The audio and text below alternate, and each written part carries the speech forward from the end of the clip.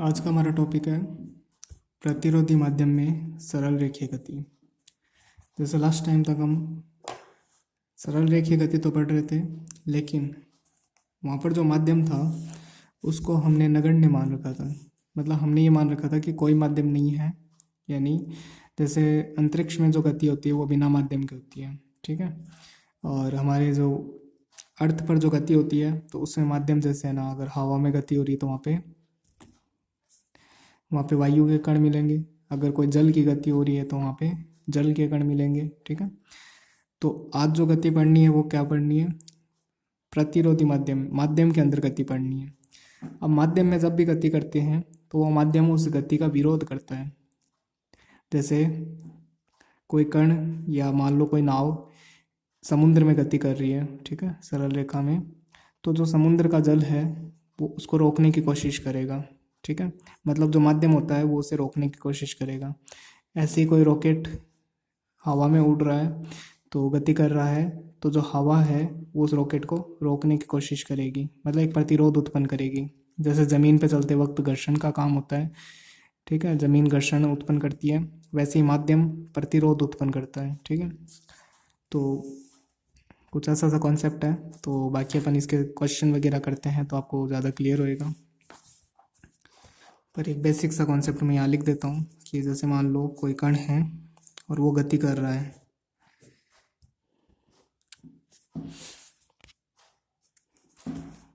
मान लो m द्रव्यमान का कण है, तो ये जो माध्यम होगा यहाँ पर वो इसकी गति को विपरीत दिशा देने की कोशिश करेगा, मतलब रोकने की कोशिश करेगा, ठीक है। तो विपरीत दिशा में r और ये कण की दिशा है तो दोनों विपरीत होगी। तो इस तरह के सवालों को कैसे किया जाता है तो वो देखिए। हाँ, ये देखिए एग्जाम्पल एक कण है हमारे पास, वो के वी की पावर क्यूब मंदन उत्पन्न करने वाले एक प्रतिरोधी बल के अधीन एक सरल रेखा में चलता है। यानी हमारा जो कण है वो एक सरल रेखा में चलता है, लेकिन जो वो जिस माध्यम में चलता है वो माध्यम प्रतिरोध उत्पन्न कर रहा है। और जब भी किसी वस्तु पर प्रतिरोध उत्पन्न होता है तो उस वस्तु में मंदन होता है, यानी त्वरण का जो विलोम शब्द होता है उसको हम मंदन कहते हैं, ठीक है। अगर गति का वेग बढ़ता जा रहा है तो मतलब हम कहते हैं त्वरित हो रही है वो, ठीक है। और अगर गति वस्तु का वेग कम होता जाता है तब हम कहते हैं मंदन हो रहा है, ठीक है। तो जो प्रतिरोध है वो जो मंदन उत्पन्न कर रहा है, यानी मंदन भी एक तरह से त्वरण ही होता है, लेकिन ये नेगेटिव त्वरण होता है, ठीक है, नेगेटिव एक्सलेशन होता है। तो कितना है वो के वी की पावर क्यूब है। फिर आगे देखो, यदि कण का प्रारंभिक वेग, यानी इस प्रारंभ में जब t बराबर 0 था, गति शुरू होने के समय, तब वेग कितना था, u था, और उस समय दूरी क्या होगी, 0 होगी, x बराबर 0। फिर t समय पश्चात वेग अगर v हो जाता है और उसके द्वारा चली दूरी x हो जाती है, तो सिद्ध कीजिए कि v तो ये होगा और जो t था वो ये होगा।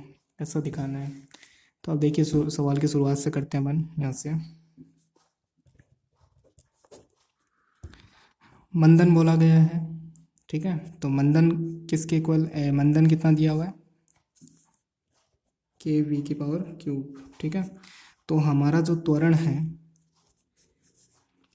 त्वरण को अपन यूँ भी लिख सकते हैं, v d v upon d x. त्वरण के 3 सूत्र होते हैं। अच्छा, अगर ये त्वरण होता तो मैं प्लस रखता यहाँ पे, और ये मंदन है इसलिए मैं यहाँ पे क्या लगा दूंगा, माइनस का चिन्ह लगा दूंगा, क्योंकि गति मैं इधर करना चाहता हूँ और प्रतिरोध इधर की तरफ उत्पन्न हो रहा है, ठीक है। तो यानी जो हमारा त्वरण है उसमें इस माइनस मतलब इतनी कमी होती जाएगी धीरे धीरे समय, और एक समय ऐसा आएगा वो रुक जाएगा, ठीक है। अब देखो,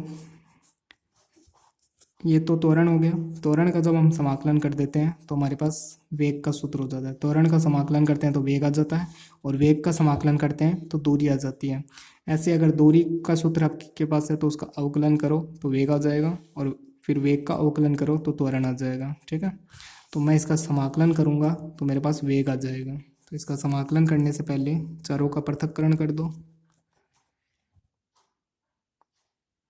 एक सेकेंड, ये यहाँ इसको कट कर देगा और ये हो जाएगा v स्क्वायर, ठीक है। फिर वी स्क्वायर इस तरफ आएगा तो माइनस का 2 हो जाएगा, और डी एक्स को अपन इधर भेजेंगे तो ये डी एक्स हो जाएगा।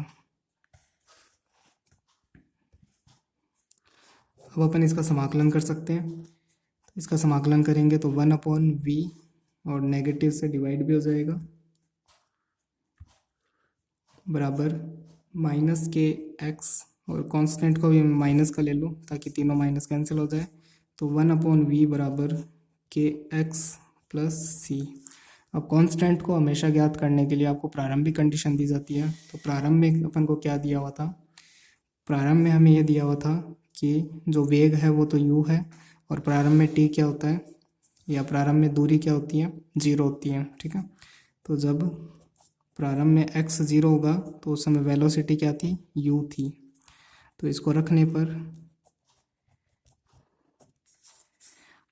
तो यहाँ पे 1/u हो जाएगा, और इसकी जगह 0 हो जाएगा, और c, तो c बराबर ये आ गया। तो मैं यहाँ रख सकता हूँ 1/v बराबर के एक्स प्लस 1/u। ठीक है, और मुझे दिखाना क्या है, मुझे 1/v नहीं दिखाना, मुझे v की वैल्यू दिखानी है। तो मैं इसका क्या करूँ, एलसीएम ले लेता हूँ पहले, और इसका रेसिप्रोकल कर देता हूँ। ठीक है, तो ये तो v तो ऊपर आ जाएगा और 1 नीचे आ जाएगा। इधर एलसीएम लिया तो u तो ऊपर आ जाएगा, और ये एलसीएम क्या आया, 1 प्लस, एलसीएम लेने के बाद क्या आया, 1 प्लस के यू एक्स। ठीक है, तो ये हमें सिद्ध करना था कि हमारी जो वेलोसिटी है वो इस प्रकार होगी। तो देखिए हमारी वेलोसिटी ये दिखानी थी, ये आ चुकी है। अब वेलोसिटी का वापस अपन समाकलन करते हैं तो हमें क्या मिल जाता है, वो वेलोसिटी का वापस समाकलन करते हैं तो हमें दूरी मिल जाती है। ठीक है, तो अब देखिए इस v को मैं क्या लिख सकता हूँ, dx/dt लिख सकता हूँ।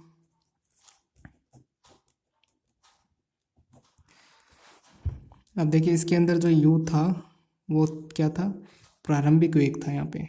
अब प्रारंभ में आपने चलो मान लो कि 10 किलोमीटर प्रति आवर की स्पीड से अगर आपने इसे प्रेक्षित किया है या फिर गति करवाई है, तो u तो क्या है यहाँ पे कांस्टेंट हो जाएगा। जो प्रारंभ में जो कंडीशन दी हुई होती है वो क्या होती है, कांस्टेंट होती है। तो यहाँ पर वेरिएबल क्या है, सिर्फ x है, और यहाँ पे देखो dx है, तो चरों का पृथक्करण कर दो। तो 1 प्लस के यू एक्स अपॉन u, और dx बराबर dt। इसका समाकलन कर दो।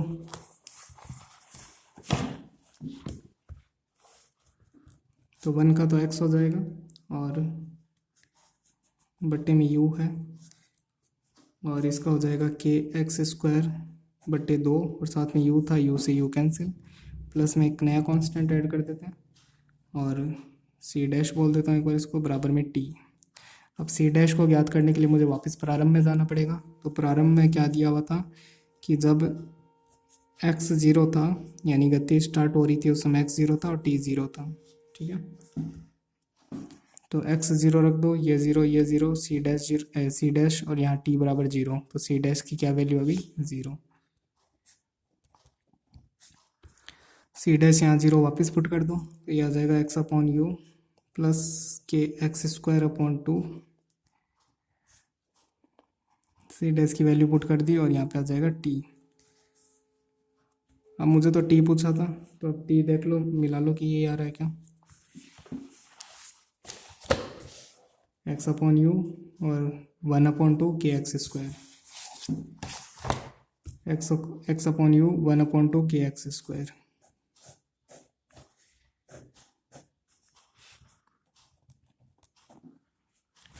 तो ये आपसे पूछा गया था, तो ये तो सिंपल से क्वेश्चन था। और देखते हैं इसके क्वेश्चंस। एक एग्जाम्पल 4 और देखिए, एग्जाम्पल 4 और एग्जाम्पल 1। ठीक है, एग्जाम्पल 1 और एग्जाम्पल 4 में थोड़ा सा डिफरेंस है। ये डिफरेंस आपको समझना इम्पोर्टेंट है ताकि आप और सवालों को कर सको। m द्रव्यमान का एक कण है और वो विराम अवस्था से अचर बल के अधीन एक सरल रेखा में गति करता है। m द्रव्यमान का एक कण है और वो विराम अवस्था से अचर बल के अधीन, एक बल बताया गया है वो अचर बल है, उसके अधीन एक सरल रेखा में गति करता है। ठीक है, यानी मैं यूँ कह सकता हूँ कि हमारे पास एक कण है जिसका द्रव्यमान m है और वो प्रारंभ में जब t बराबर 0 था, प्रारंभ का मतलब t बराबर 0, x बराबर 0, तो उस समय वो विराम अवस्था से प्रारंभ करता है। तो विराम अवस्था मतलब वेलोसिटी भी 0। अब वो गति प्रारंभ करता है यहाँ से, ठीक है। तो इस पे जो बल है किस बल के अधीन गति करता है? अचर बल के अधीन गति करता है, ठीक है। कोई अचर बल है F, ठीक है। ये साथ में लिख भी देता हूँ, F अचर बल है। यानी जैसे 5 न्यूटन का बल लगा रहे हो तो 5 से 6 न्यूटन नहीं होना चाहिए, या फिर 5 से 4 न्यूटन नहीं होना चाहिए, फिक्स 5 न्यूटन का बल ही लगाते जाओ लगातार, ठीक है।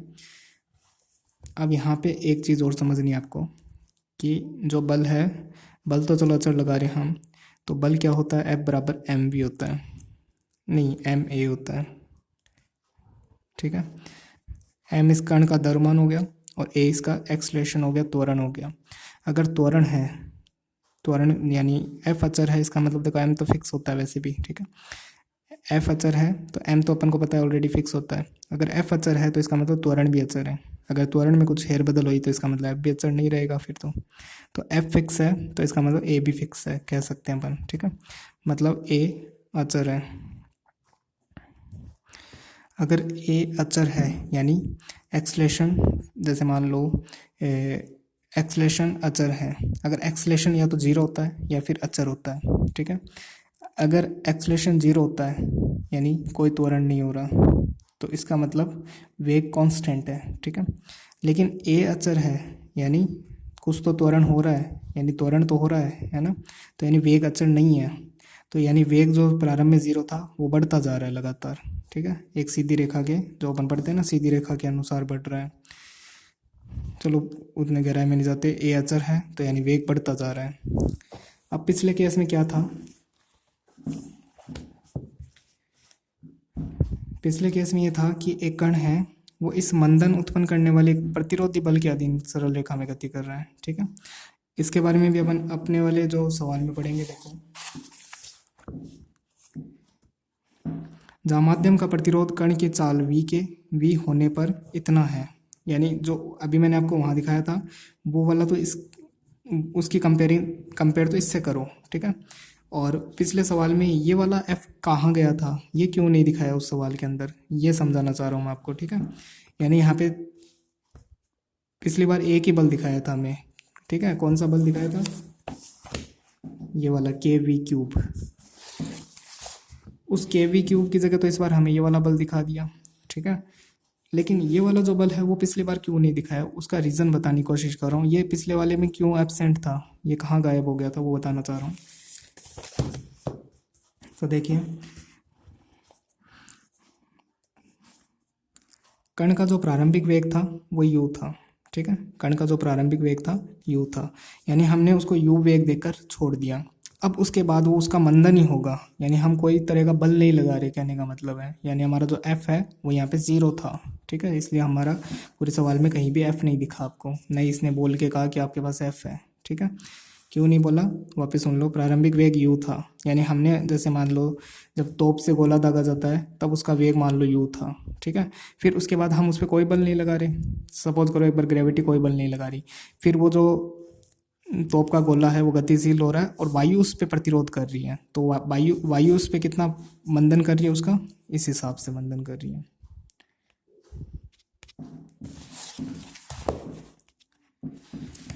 अब वाले केस में क्या है कि मान लो ये रॉकेट है, ठीक है। तो हमने विरामावस्था से प्रारंभ किया और रॉकेट लगातार एक बल F लगाता जा रहा है और वायु एक प्रतिरोध उत्पन्न कर रही है। वायु कौन सा प्रतिरोध उत्पन्न कर रही है, वो देखो mk 1+v²। तो दोनों सवाल में बस इतनी सी बात डिफरेंस थी, उसमें F 0 था वहाँ पर, यहाँ पे F कुछ ना कुछ है और जो कि अचर है, बस इतना सा अलग डिफरेंस है इसके अंदर।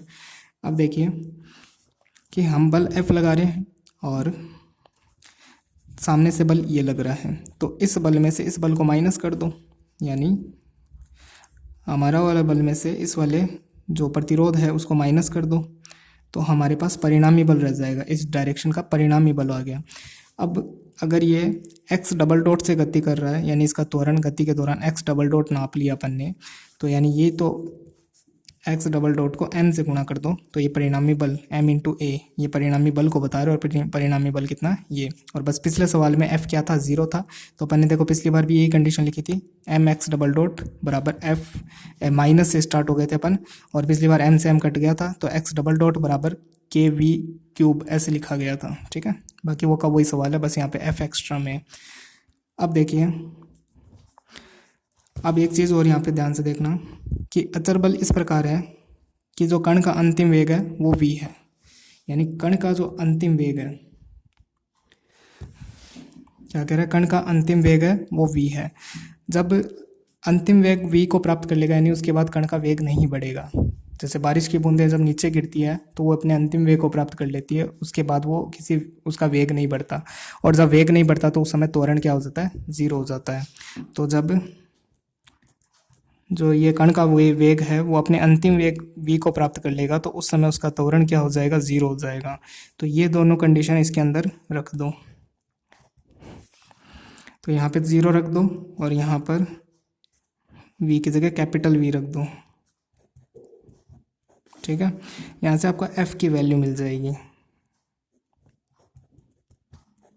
ठीक है। इसको 1 कह देते हैं, इसको 2 कह देते हैं। समीकरण 2 से f का मान मिल गया, वो यहाँ पुट कर देते हैं। देखो f अज्ञात था जो कि हमें मिल चुका है, यहाँ पुट कर दो।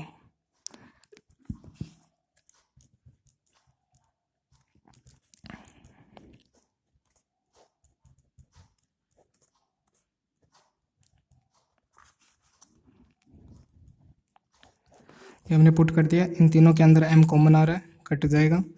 और x डबल डॉट को अपन क्या लिख सकते हैं, v d v upon d x लिख सकते हैं।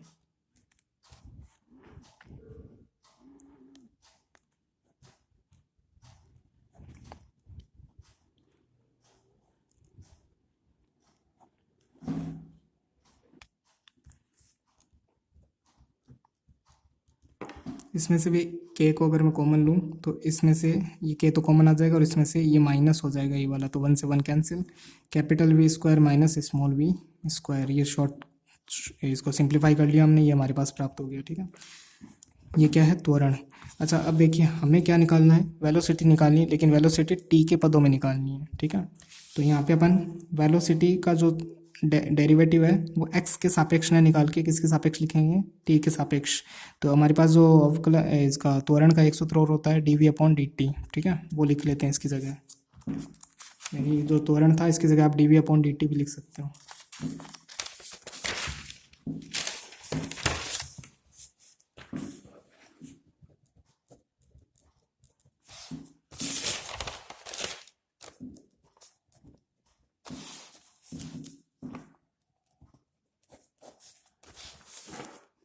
अब इसको डिवाइड कर दो, चरों का पृथक्करण,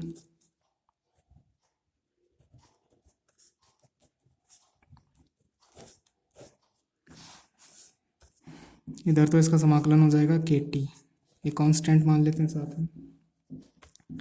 यहाँ देखिए, यहाँ अगर प्लस होता है तो टेन इनवर्स हो जाता है, और अगर बीच में माइनस हो तो अपन इसको लिख सकते हैं टेन हाइपरबोलिक इनवर्स, ठीक है। और v अपॉन कैपिटल V, जैसे अपन लिखते थे ना एक्स स्क्वायर प्लस ए स्क्वायर, ठीक है।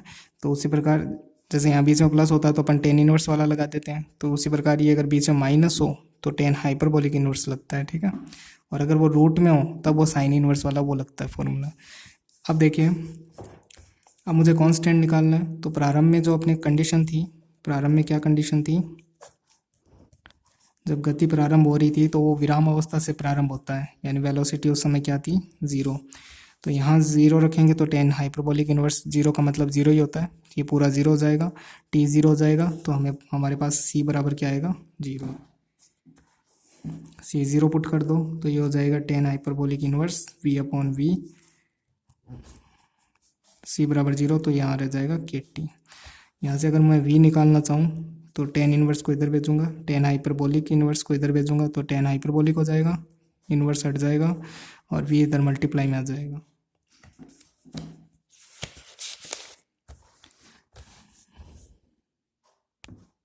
एक चीज़ और, ये जो 1 अपॉन वी है ना वो भी बाहर आता है, ठीक है, जैसे 1 अपॉन ए लिखते थे ना वहाँ पर। तो अब देखिए 1/v, तो पहले v इससे मल्टीप्लाई भी होगा ना, पहले ये v मल्टीप्लाई हो गया, फिर 10 इधर आ गया, फिर ये कैपिटल V इधर आ गया, तो स्मॉल v बराबर v tan हाइपरबोलिक KTV।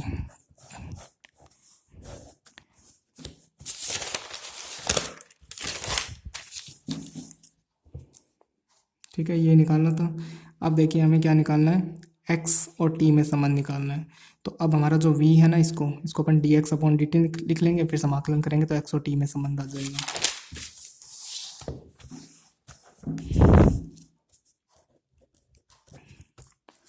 इस v को हम क्या लिख लेंगे, dx/dt लिख लेंगे।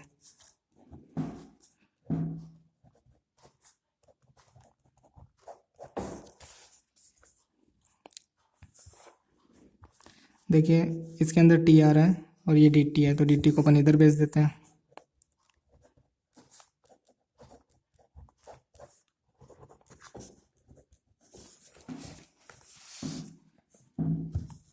अब इसका समाकलन करना है हमें, तो इसका समाकलन तो x हो जाएगा, v तो कांस्टेंट है, बाहर आ जाएगा। tan हाइपरबोलिक, इसका समाकलन क्या होता है, इसको सपोज कीजिए sin हाइपरबोलिक बटे कोस हाइपरबोलिक लिख लिया मैंने। फिर कोस हाइपरबोलिक को आप t मानोगे तो उसका जो अवकलन होता है वो sin हाइपरबोलिक होता है, वो ऊपर पड़ा है dt, तो dt/t हो गया, और फिर log t हो जाएगा, log t। ये मतलब ये log पूरे, इस पूरे को अपने t मानना है, ठीक है। तो नहीं, नीचे वाले को t माना था कोस हाइपरबोलिक, ठीक है, तो वो आ जाएगा यहाँ पर कोस हाइपरबोलिक KTV, ये कैपिटल V।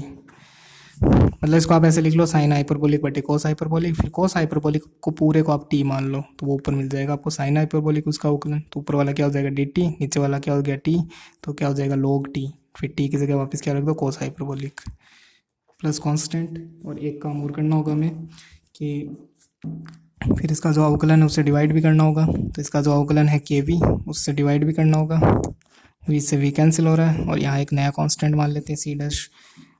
अब प्रारंभ में क्या था, प्रारंभ में जब x 0 था यानी और t क्या था 0, जब गति प्रारंभ हो रही थी तब, तो x 0 रख दो और t 0 रख दो, यहाँ t 0 रखोगे तो कोस हाइपरबोलिक 0 का मान 1 होता है, ठीक है। तो 1/k log कोस हाइपरबोलिक 0 का मान 1 होता है, तो मैं यहाँ 1 रख देता हूँ, प्लस c', और log 1 का मान 0 होता है, तो 0 बराबर 0 प्लस c', तो यहाँ से c' क्या मिल जाएगा 0, ठीक है, क्योंकि log 1 का मान क्या होता है 0 होता है। तो c' की वापस वैल्यू यहाँ पुट कर दो, तो x बराबर c' की यहाँ वैल्यू पुट करें अपन, तो 1/k log cos hyperbolic KTV, और c' की 0 रख दी वैल्यू। अब उसने जैसे एक्सपोनेंशियल फॉर्म में लिख रखा था सवाल के प्रारंभ में, आपने देखा होगा कि अपन को एक्सपोनेंशियल फॉर्म में इसको प्रूफ करना था, तो k को इधर मल्टीप्लाई में कर दो, और जो log है इसका log का एंटी लॉग लेंगे तो इधर आ जाएगा एक्सपोनेंशियल फॉर्म, ठीक है, और इधर आ जाएगा कोस हाइपरबोलिक KTV। तो ये कह रहा है कि जो x है वो इस सूत्र से प्राप्त किया जा सकता है, तो हाँ इस सूत्र को वापस ऐसे कर लो, तो देखिए x प्राप्त किया जा सकता है, ठीक है, ऐसे बोल रहा है वो। e⁻x भी e⁻kx बराबर cos hyperbolic KTV, e⁻x kx बराबर कोस हाइपरबोलिक KTV, ठीक है। तो यही प्रूफ करना था आपको।